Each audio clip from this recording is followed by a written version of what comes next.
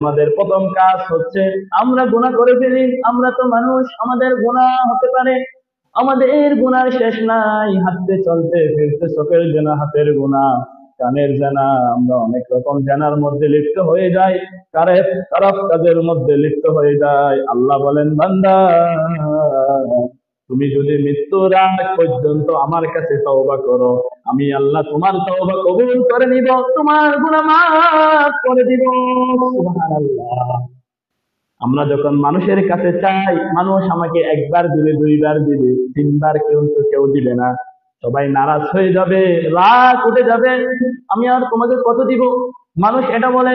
কিন্তু আল্লাহ বলেন, বান্দা তুমি যত গুনাহ করো, তোমার গুনাহ যদি সমুদ্রের ফেনা পরিমাণ, সাগরের পানি পরিমাণ যদি তোমার গুনাহ হয়ে যায়, তারপরেও তুমি যদি আমার কাছে তওবা করো, আমি আল্লাহ তোমার সমুদ্রের পানি পরিমাণ, পাহাড় পরিমাণ যদি তোমার গুনাহ থাকে, আমি আল্লাহ তোমার সমস্ত গুনাহগুলো মাফ করে দেব।